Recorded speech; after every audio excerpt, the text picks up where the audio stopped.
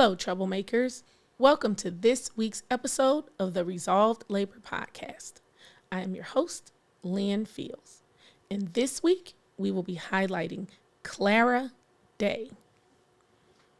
Clara Day, nee Taylor, was born August 29th, 1924. Shout out to the Virgos. She was born in Tuscaloosa, Alabama, to George and Belle Taylor. She was the middle child of 11 children. But don't panic, troublemakers. This includes 3 sets of twins. Clara's father inherited land from his father. So by having land ownership, this made Clara's family better off than most. The land was split between George and his 4 brothers. So this meant that Clara basically grew up, surrounded by her cousins, aunts, uncles, in a really close-knit family. Clara's mother, Belle, was 5 years older than George. She was in charge of household affairs, and she was known to be the disciplinarian. And this was a good thing because George was known to have a bit of a temper. Clara says that with the way that her dad would pop off sometimes, she would just have rather been whooped. Like, that is, I'm feeling her on that because I have a parent like that, and I'm telling you, by the time they finish going off, it's like, beat me. Just beat my poor body. Although he was tough, it was well known in the family that Clara was definitely her father's favorite.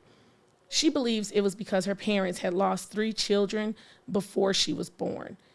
Clara was the beginning of the second set of kids, and this got her the nickname Lil Mama.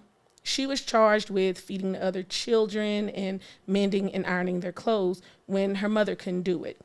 She took her responsibilities very seriously. Even though Belle, only went to school through the 3rd or 4th grade, she was big on education. In March, April, when most parents pulled their kids out of school to help with the crops, the Taylor children would be found still in the classrooms. In order to get there, the Taylor children would walk 3.5 miles each way. No exaggeration, guys. They lived in the country. They had to walk to school 3.5 miles each way, over the river, through the woods. You heard it here. The kids could only go so far in the country. They could only go so far into school. So when it got time to go to high school, they had to go to town at Stillman Institute. Stillman was founded as a theological school, but it eventually became the high school / junior college. This was the way that, for people that wanted to extend their educational opportunities, this was the place that they would go past junior high. Now, for those that wanted to continue with their education, this also meant that they would have to leave town and go into the big city so that they could be closer to the school. So when it was Clara's turn, she went to live with one of her married brothers. She would stay with him during the school year and then go back to the farm in the summer. While in high school, she excelled and even had a few of her poems published. While still in high school, the brother of the house Clara's brother was renting entered the chat. His name was Joseph Henry Day. He worked at the mills that produced brown paper. He really liked Clara, and he eventually shot his shot. But the problem was Clara was only 17 and Joe was 25. So, of course, you think, hey, let's keep this a secret. And not only did they keep their relationship a secret, it got so far into as they actually got secretly married. And, yep, that was a secret too. Clara had every intention of finishing high school. But when it came time for Clara to go back to the farm, I think it was I guess it would have been her junior year going into her senior year, Joe was like, nope, my woman. So he outed them to everybody. Now, the school had a limit on how many married girls that they would let, be at the school. But that's not what kept her from returning. It was the fact that there was a baby on the way. And in 1941, baby Georgia was on the scene. Joe's brother let them settle into one of his houses. Joe was drafted into the military in 1942, but after 2 years, he was discharged because of his limited hearing. When he got home, There was limited job opportunities for Joe. So, like a lot of Southerners before him, Joe and Clara packed up little Georgia and moved to Chicago. Because at this time, with all the factories up north, this is where the money resided. Plus, some of Clara's family was already in Chicago. The first place they stayed was 23rd and Wabash with Clara's older sister, her husband, and a niece. Now, even though in Alabama they didn't have things like utilities, there was plenty of room to move around. Everyone had their own space, and there was yard and, fresh fruit and vegetables. But in Chicago, it was crowded as hell. The Taylors were a big deal in Tuscaloosa, but in Chicago, they were one of many. And Clara was overwhelmed by Chicago and stayed in the apartment for the first 2 weeks before she even went outside. Now, Joe eventually, he found work at the defense plant, but when that shut down, he went to the stockyard. Clara found a job in a little grocery store for a few hours a day. They even let her bring little Georgia to work with her. While Clara was up front taking care of customers, little Georgia would just play in the back. And so babysitting wasn't like a huge, issue for them. One day, little Georgia she got sick with whooping cough, and Clara had to stay at home with her. So she had to quit the job. Like most young couples, the Days had some financial struggles. Clara wanted to help, but was caught in this catch-22. She didn't have job experience, so she couldn't get hired. And she couldn't get hired because she didn't have fucking job experience. So while looking for a job, Clara landed at Montgomery Ward. And at the time, Montgomery Ward was one of the largest employers in the city. There was like 7,000 employees who worked in a huge facility along the Chicago River. Aaron Montgomery Ward was born February 17th, 1843 in Chatham, New Jersey, to a large middle-class family. As a traveling salesman, he saw that there was this need, in the rural population that was being underserved in retail. He felt that they were being overcharged by the companies because they were the only game in town. So he created this free catalog with pictures of merchandise that allowed his customers to see how the products worked. In the beginning, he wrote all the descriptions himself until the companies took over. Like even after the companies took over the description writing, sometimes he would still go behind them and kind of edit their work. He was like the original Amazon. The first mail order house was opened in 1872 in Chicago. Chicago had the railroad system, so this made sense. The customers ordered through the mail, through the catalog, and then picked up their merch at the nearest railroad station. So now that I give you like a little bit of background about the company, now we're back to Clara. So at this time, it was the policy of Montgomery Ward to only hire high school graduates. But Clara convinced management to give her a chance. She told them, look, if I don't work out by the time my probation is over, then y'all can let me go. No harm, no foul. So they hired her in the clerical department with the stipulation that she would get her high school diploma before her probation is over. So she and Joe enrolled in Wendell Phillips's night school. For months, she worked days and then went to school at night. She managed to graduate before her probation was over. And when I tell you this girl literally caught a flight to HR to show them that diploma, Clara planned on working there temporarily, but her family relied on the two incomes. So her temporary gig stretched from 1947 to 1955. Montgomery Ward was a segregated workplace.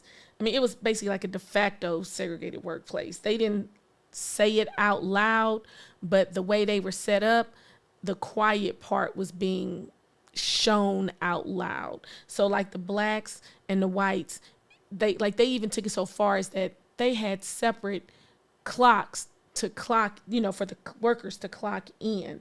Like from the time they entered the building, the workers were segregated.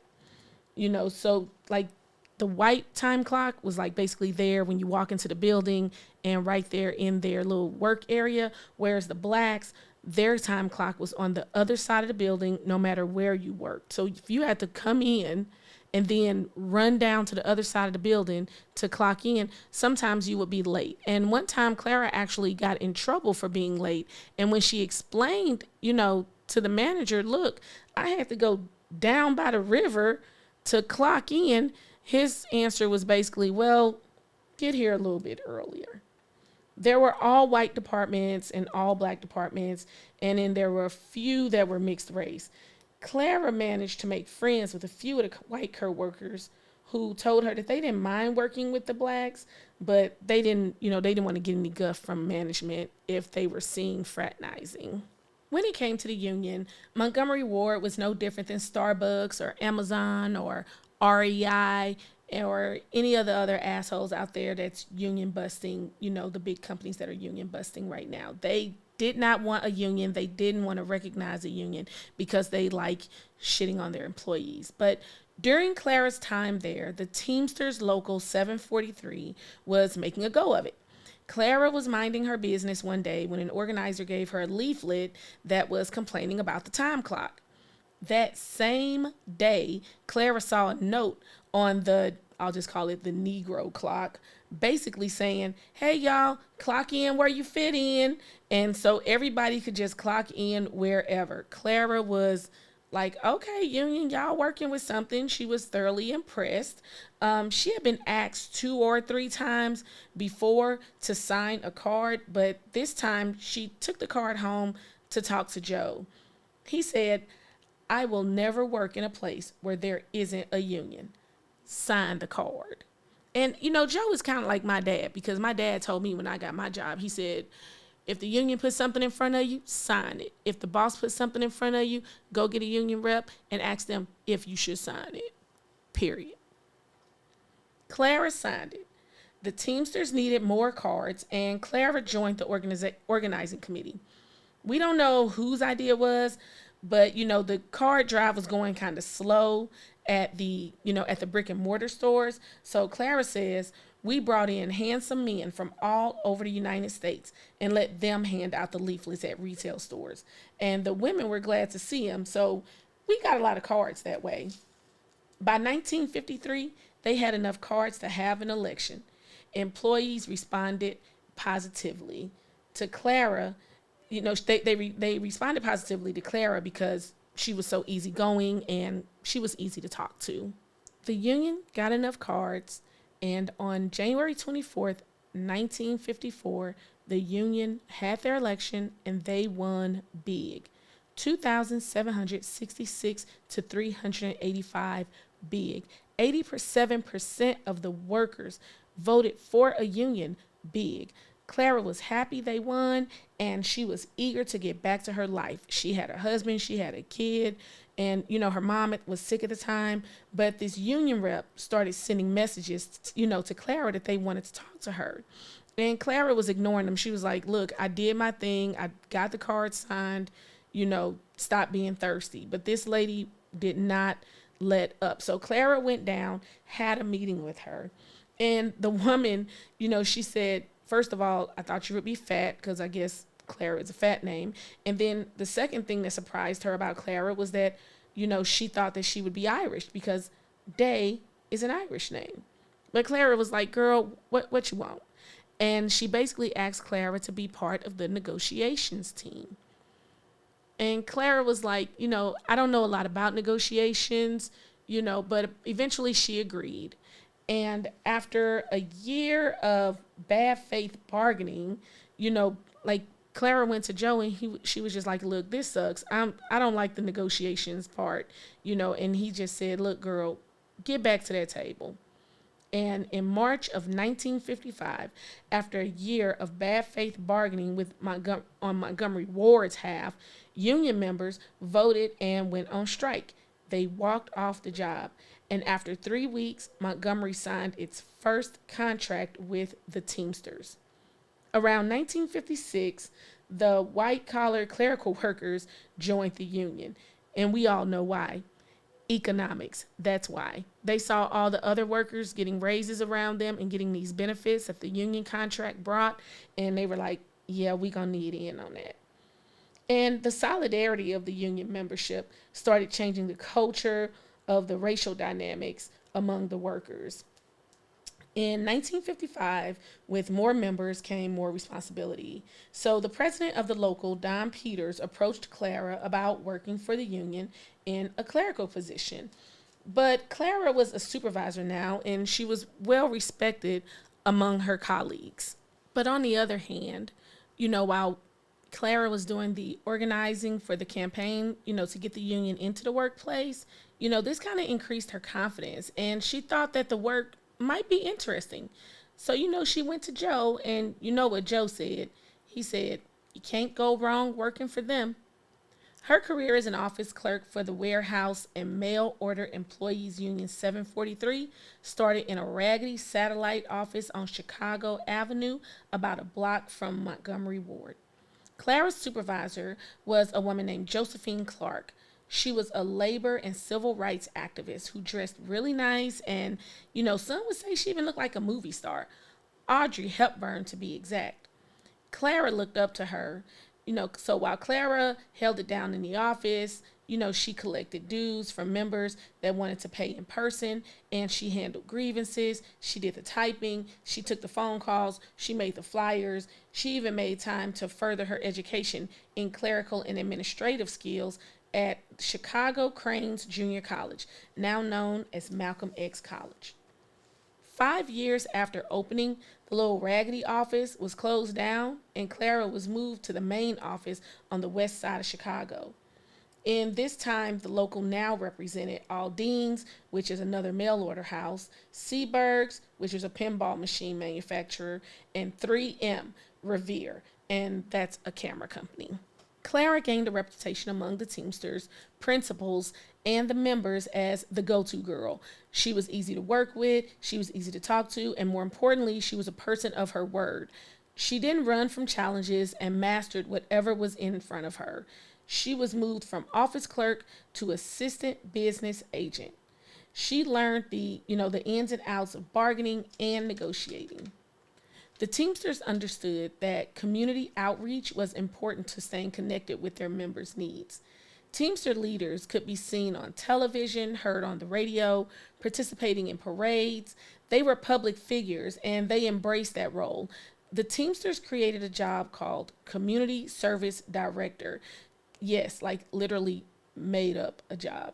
The new role required someone to do it full time, and that's where Clara was placed. When city agencies called on labor input, they called the Teamsters, and the Teamsters called on Clara. She was placed in boards, and she was placed on boards and in organizations. She would help members find babysitters, locate homes for elderly parents. She described her role as representing our members beyond the plant gate and outside the negotiated contract. But the T is, not everyone in the Teamsters appreciated this role. They didn't see the value in it like a business, like they saw a business agent's role. The role was new and undefined, and Clara had wide range, to latitude to do with it what she wanted. In April 1968, in the days following MLK's assassination, American cities, including Chicago, erupted in violence and rioting. The riots in Chicago resulted in 11 deaths, 125 fires, and 3,000 arrests. 210 buildings, primarily on the west side, was burned or damaged to the point of collapse. Several members lived in the burned out areas of the city. Clara pulled out all the stops. She worked with Catholic Charities, the Salvation Army, and other organizations to find clothing, temporary housing, and loans for displaced members. There's a story where a member entered into an agreement for a car loan. He put a $300 deposit down on the car, but then he couldn't get a loan for the car, and so he went to the dealership to try to get his deposit back. So apparently, the dealership was like, tough shit, this is our $300. So the member called on Clara, and Clara called the dealership, and she said, you know what? Maybe I should come down, have this conversation with you in person. And then the guy was like, you know what? I'm going to go on and give him back his deposit. So he gave the member back all but, $25 of the deposits, inconvenience fee. But that was the kind of power, that Clara wielded, In 1963, Governor Otto Kerner appointed Clara to the Illinois Commission of Human Rights. Clara finally achieved the title of business agent, but the Teamsters expected her to continue her role as director of community services. She thought it would like be transitional, like somebody else would take it over, but she had a hard time letting it go. And in the end, she held both titles, but she only got paid one salary. Clara was treated differently as a business agent because she was a black woman in the 70s negotiating these contracts. So sometimes she got met with hostilities from the bosses, but she was tough and she was known to be able to hold her own. In 1976, Clara was a trustee. Clara won a trustee position on Local 743's E-Board, making her the first female to be elected to the E-Board in this local. In 1992, she ran and was elected recording secretary. In 1953, the Days bought their first home in Lawndale, a West Side neighborhood close to downtown. But over the course of time, the neighborhood started to decline and crime started to rise. In the 1970s, a man accosted Clara while she was going into her garage. He punched her in the face and grabbed her purse. But Clara, she just got up and chased the dude down the alley. She didn't catch him, but she did call the police. And they kind of fussed at her because they, about how dangerous that could have been. But Clara was not one to run from a fight. Another time, while she was at a red light, a man reached his arm in the car and went for her purse. But Clara rolled the window up on his arm, and this is the fuck around part of this is the find out part of the fuck around, because Tara took off while the dude's arm was still in the car, and he's just screaming, "Lady, please, I'm sorry, let me out." And then another time, a guy was stealing their lawnmower, and as he was jumping over the fence with the lawnmower, Joe shot the dude. There was a hearing, but Joe was released. This was the last straw. Georgia, who was now, a young adult, she found her folks a home in Skokie. In March of 1974, a call went out to all unions to support and send delegates to what would be the first Coalition of Labor Union Conference. The conference represented all ages, cultures, races. People came from all over, just like we learned in the Addie Wyatt episode, right? And, Clara was concerned that the Teamster women wouldn't be able to afford accommodations or the meals, so the night before the conference, Clara asked Don Peters, the president, if he would pick up the tab for the Teamster caucus. And he was like, yeah, like, you're my girl. You haven't led me wrong yet. And Dave was like, yeah, it's only going to be about 4 or 5, Teamster women. Don't worry about it. But the Teamster caucus turned out to be 67. The conference was like a union convention with union banners and, people were shouting out their different unions and delegations. And of course, the main issue was on women's minds were improving their working conditions and their positions within their unions. Addie Wyatt, as we know, was all there. And she said, during one of her speeches to open the conference, she said, "We've given so much and settled for so little." And and then Myra Wolfgang, she, initially she was in opposition of the Equal Rights Amendment that would have given women equal pay. She said, "We have a message for George Meany." At the time he was the AFL-CIO president. She said, "We have a message for Leonard Woodcock, who was the UAW president." She said, "We have a message for Frank Fitzsimmons, the Teamster president. You can tell them we didn't come to Chicago to swap recipes." Her statement set the tone for the convention. So, troublemakers, now we know that Addie Wyatt, who we've discussed, was at the convention. And then we also have Clara, who's at the convention. And now we have, Dolores Huerta, who we learned about in another episode, who's also at this convention. So there are a lot of heavy hitters at this, inaugural Coalition of Labor Union Women convention to be a fly on the friggin' wall. So this convention, even though we know that it was all about unity and solidarity amongst women workers, anytime you get a group of people together, there's going to be some kind of conflict, right? So a major conflict that was at the convention at this time was, rather Coalition of Labor Union Women should go on record in support of United Farm Workers, Dolores, there was a dispute between the United Farm Workers and the Teamsters. So they were in heavy competition over who would represent the grape pickers in the California fields. Dolores says it was not just a little dispute. She says it was quite major. So like most of the women there, Dolores was interested in creating, she wanted this new organization for labor union women, but she also brought her delegation, and they wanted to gain support for UFW's cause in their grape boycott. So the planning committee, they were very smart. They were trying to get in front of and foresee any possible disputes that might happen at the convention. So they put forth these guidelines, which read, national CLUE and CLUE chapters shall not be involved in issues or activities with a union involved identities as related to a jurisdictional dispute. In other words, we ain't in it. That ain't got nothing to do with us. We ain't finna give these people no show. So the provision was known as item number 14, and it was the subject of a heated debate. Like the provision said, hey y'all, we ain't getting in no heated debates. But yeah, that's exactly what they did. They got into a heated debate because everybody knows that as soon as you tell somebody to calm down, you are guaranteed that person is going to not fucking calm down. So emotions are really charged, with these strong advocates about allowing resolutions to be introduced. This jurisdictional favoritism thing, like it was a really, really heavy cause of contentions. Like a lot of the delegates, they felt that the issue was being used as a way to divert, about to divert the fledgling organization from its primary goal, which is to unify women.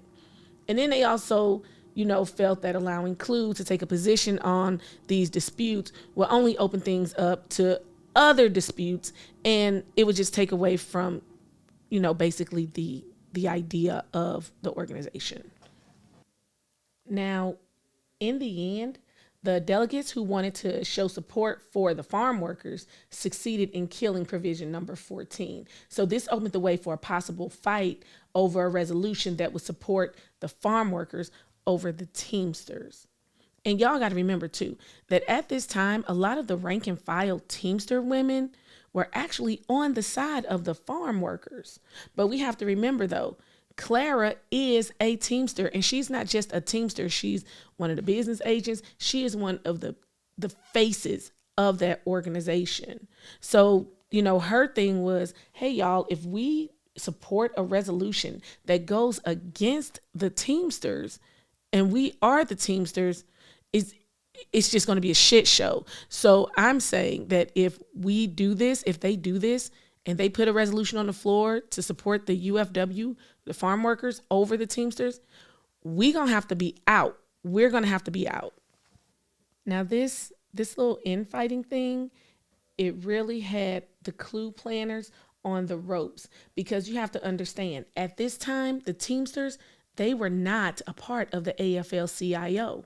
However, the farm workers were a part of the AFL-CIO. But you got to remember too, the Teamsters were in Chicago. This is their house. And they had way more money than the farm workers. So we got to remember, y'all, just like back then, just like today, money talks. So it was like, what we gonna do, y'all? Like, do we want the money? And because it was very important to get the support of the Teamsters. However, again, they're not a part of the AFL-CIO at this time. So a few of the CLUE principals, they went to Clara, and they were up till like 2 a.m. talking about this farm workers / Teamsters, conflict.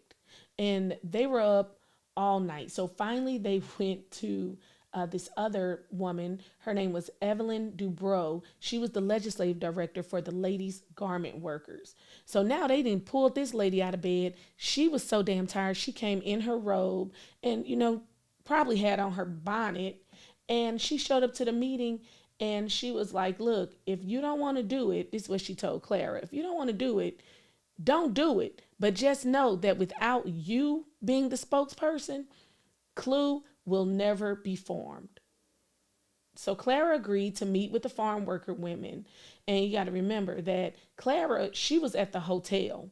But the farm workers, they were all spread out all over the place at different family members' houses, staying with them so that they could attend the conference. So they agreed to meet at 7 a.m. at the Hilton, and it was considered neutral ground. So the meeting was held as planned, and Clara remembers that there was a language barrier and she did most of the talking. And their spokesperson was a woman, the farm workers. Their spokesperson was a woman named Josefina Flores. Josefina Flores was born on October 24th, 1930 in Calexico, California. She was born to a family of Yaqui indigenous origins from the Mexican state of Sonora. So they said that's where she got her warrior blood.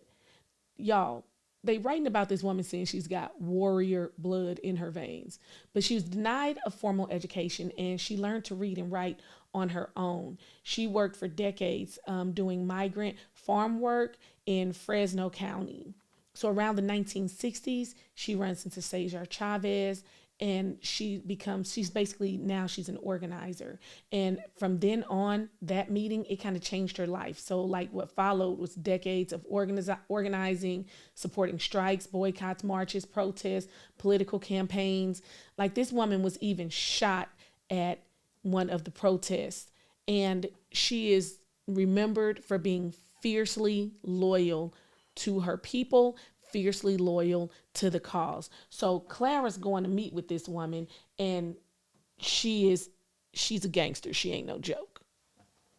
So Clara, she knew that, she wasn't going to play no games with this woman because she was not, this lady ain't no fool, right? So Clara just shot from the hip and she was just genuine with her. She just told her, you're the only one that can do it. That means basically talk the United Farm Workers down and their supporters. She said, you are the only one that can do it. You will have to take a stand and say, don't pass any resolutions against the Teamsters.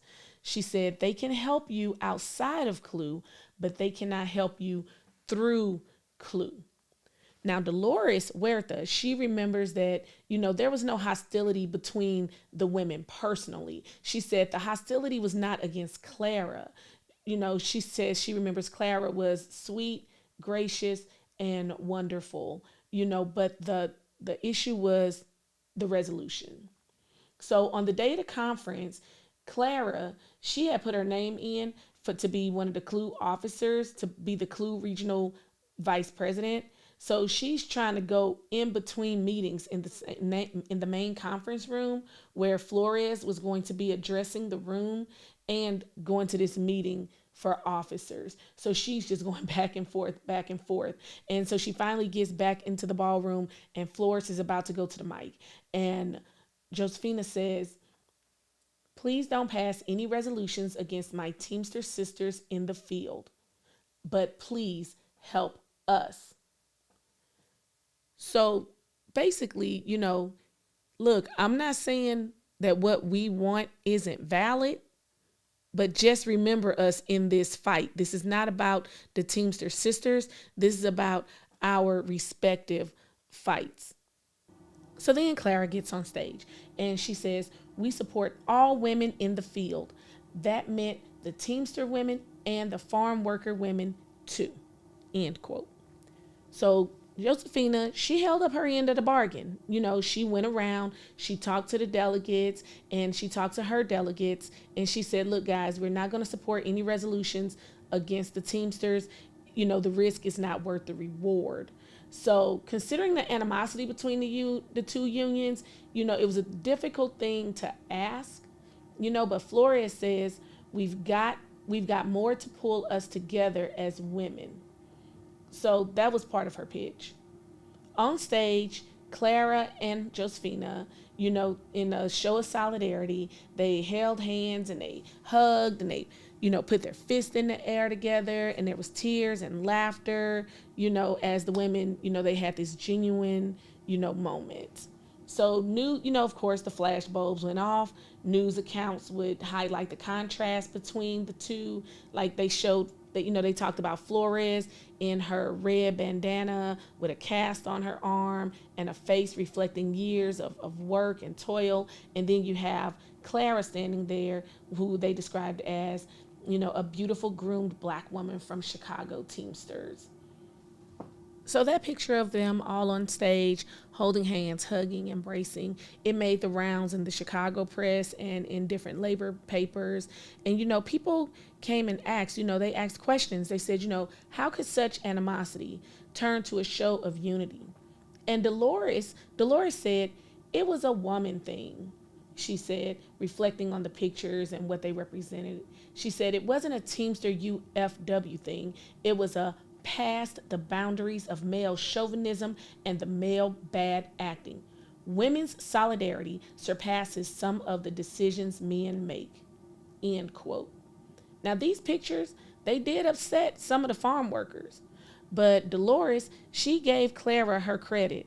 She said it would have been easy for Clara to become belligerent. Instead, she was diplomatic enough to convince the UFW to not push for the resolution when the UFW had the support of all the unions.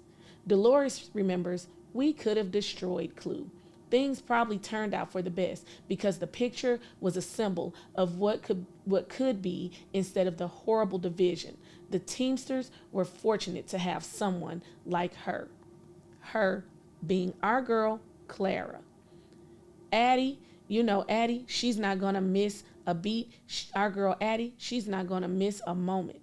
At the end of the conference, and she was elected Clue's executive vice president, she ended the conference with these words. Remember that the bosses are the real enemies of women in the labor force. Remember, we are not each other's enemies. Our unions are not enemies because we are the union. We are telling our unions that we are ready, available, and capable to fight the fight. Amen. Amen, Reverend Addie. Clara was eventually made the second vice president of the Coalition of Labor Union Women. Now, the first and second vice presidents at that time, they had equal responsibilities. It wasn't a case where one was over the other one. The first vice president chaired the organizing committee, and then the second vice president chaired the legislative committee. Clara was later chosen to present a Clue Organizing Award to Dolores Huerta. And in Dolores' speech, she said, it's proper and fitting that Sister Day and I stand here and she presents me with this award. Many of you know what I'm talking about. In other words, Dolores was like, if you know, you know. Clara was very intentional about who she spent her time with and the organizations that she lent her name to.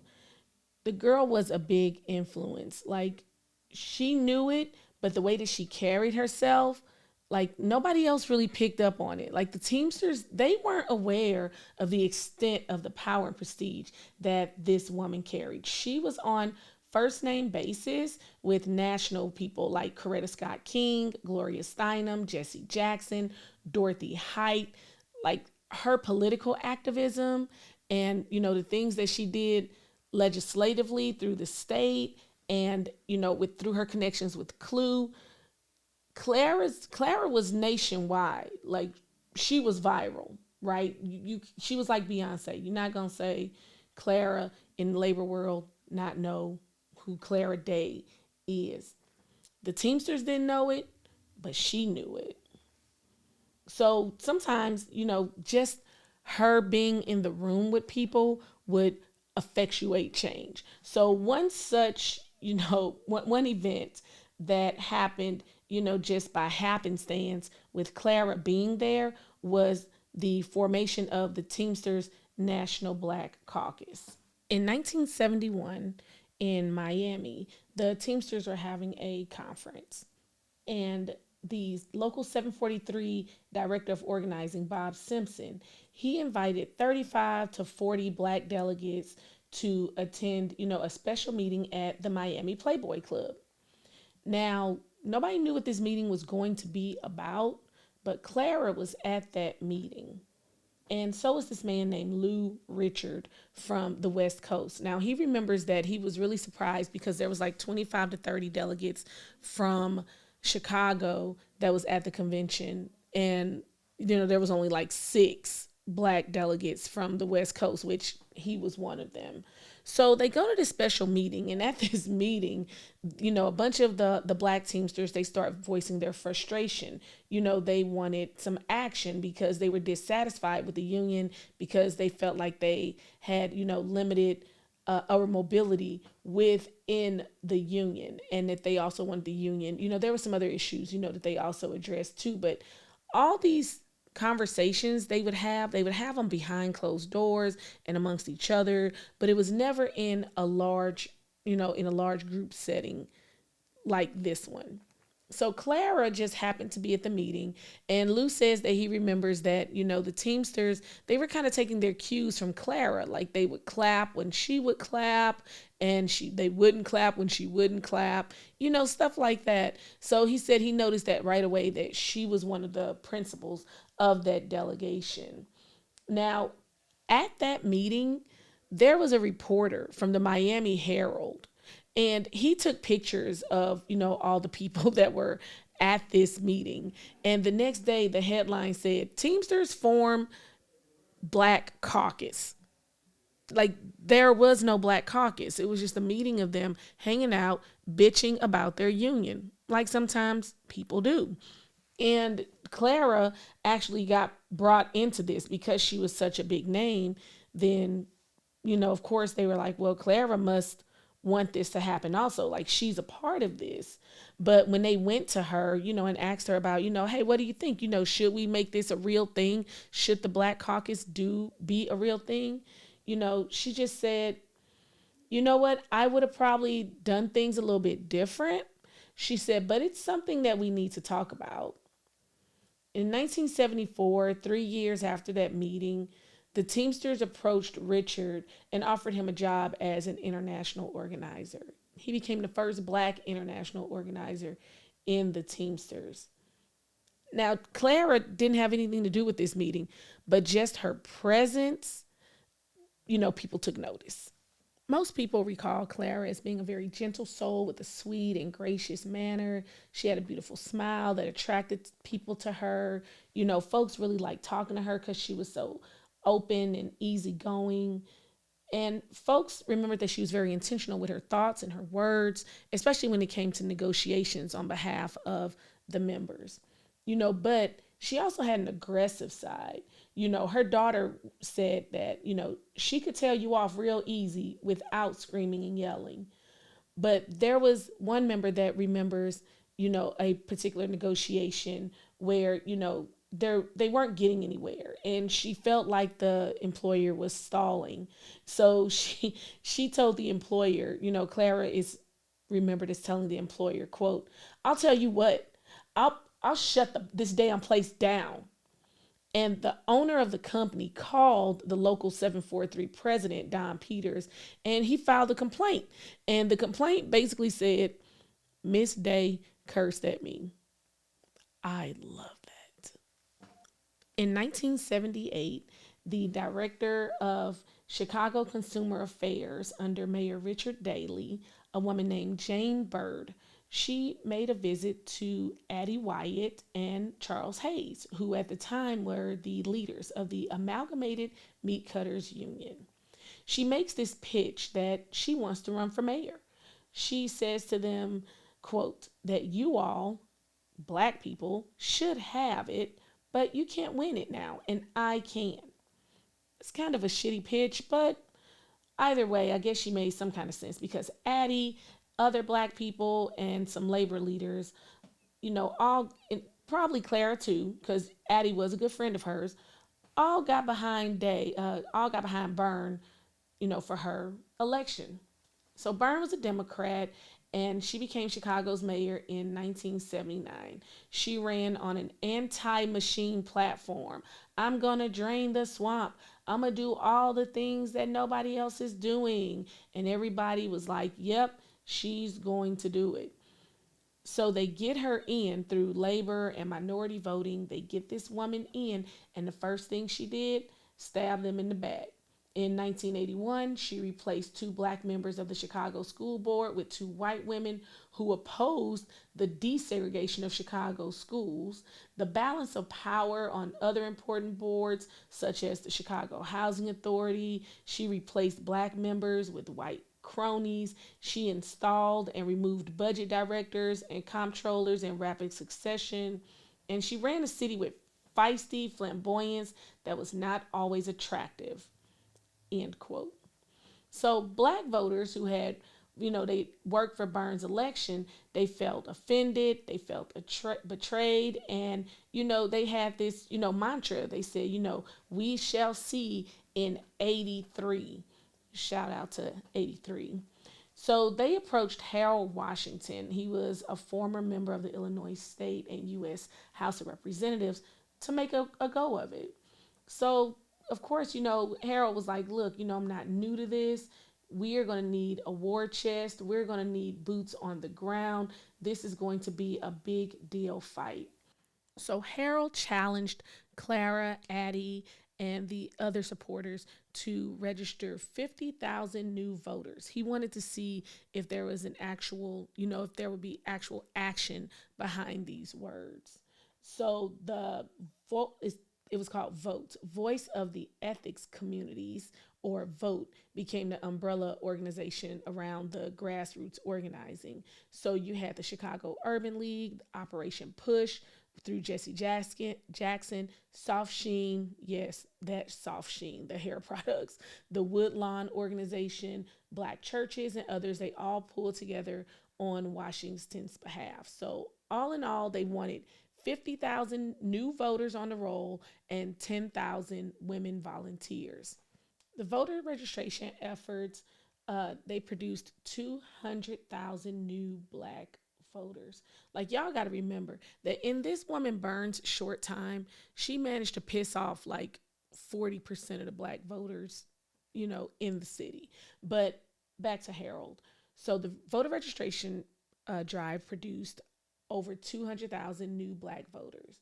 And in 1983, with less than 2 months before the primary, the polls showed that Washington was 22 points behind his main component, yes, Byrne.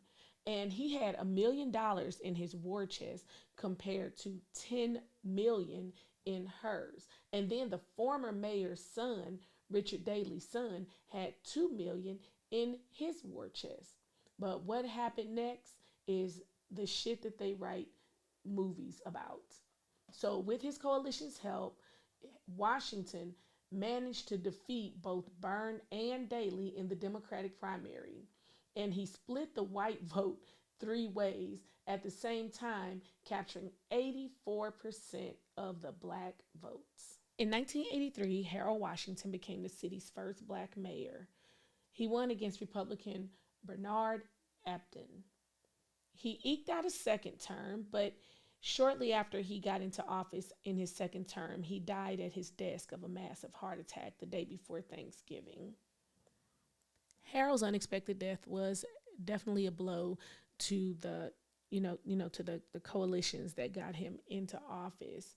But when it came time to get another person into an important seat, that coalition, they were ready. And it was 1991, and this time it was for candidate Carol Mosley Braun, and the seat was for the U.S. Senate. With the backing of Clue and Chicago's progressive community, they were able to get her elected as the first black woman in the U.S. Senate. One day in June of 2000, Joseph Day came home to find his wife's car was still in the garage. And it wasn't unusual for her to come home and, just lay down and kind of get a second wind before starting the rest of her long day. Her daughter, Georgia, recalls that she had tried to call And, because she had a habit of checking on her parents every day. And she had called several times and no one was answering. And, because Joe had this hearing problem, he didn't really hear the phone. And when he did, he thought it was time for his wife to be up. And but it didn't really bother him that she didn't answer. After some time, he went into the bedroom to check on her and found her passed out there. Her coat was still on. When the ambulance came, Clara was barely breathing. At the hospital, doctors determined that she had suffered a congenital weakness in a blood vessel, which had caused a hemorrhage on the brain. The prognosis was not good. She was in a coma. Her daughter stayed at her bedside every day. After 7 months, Clara emerged from her coma, defying the doctors who gave her very little chance of surviving, and amazing others who had written her off. She is a strong-willed person, said Eric Grant of his grandmother. Clara Day passed away on February 1st, 2015. She was 92 years old. And troublemakers, that is my take on the story of Clara Day. I thoroughly enjoyed doing research on this woman. She had so much going on. I didn't even scratch the surface. And I am going to challenge you right now to go out there, look her up, and just find more stories about her. I would love for you guys to write in, tell me what I missed, tell me what I should have covered. I welcome it all. You can find us on all social medias, well, not all of them because I'm actually just on Instagram. So Instagram at Resolve Labor Podcast. We're also on YouTube and we're on Spotify and Amazon Music. So this is the part of the program where I give my flowers to those that are still in the labor movement, here still with us. This week, I would like to give my flowers to AFSCME Women's Leadership Academy Class number 4. So back in 2016, I was chosen to be with a group of women. It was approximately 25 of us. And AFSCME International selected these women from all different walks of life, all different career paths, all different locals. And they sent us to Ohio. They put us with a roommate, and there we learned about organizing, we learned about campaigning, we learned about labor history, we did some public speaking. And when I tell you this was the best time of my life, I had not had that kind of camaraderie since I was in basic training for the Army, right? I mean, we trauma bonded over some good stuff, you guys. Like, these women, like, they are still very much a part of my life today, and I just want them to know that I appreciate them for helping me to recognize my passion, help me to understand that I absolutely can do this work and that I should be doing this work and that I was in the right place at the right time. And oh my God, I truly appreciate you women, and I truly do love you. Our class was actually the last time that AFSCME did that class, and it is so unfortunate. And I'm going to just put out into the universe that they will revamp that program and do it again, because we work in such a niche area. This labor movement is, the people that do the real work is just a small community of us. And it can get lonely, so just to have those people that you can lean on and talk to and vent to, it's helpful and it's healthy. This week's episode of Resolved Labor Podcast is produced by The Create Place Studio. You can find them on all social media platforms at The Create Place STL. We Won is performed by Joe Jinks and written by John O'Connor. This has been Resolve Labor Podcast. As always, peace and solidarity. Everybody come and join in the union. Begin. Stand together to overcome soon.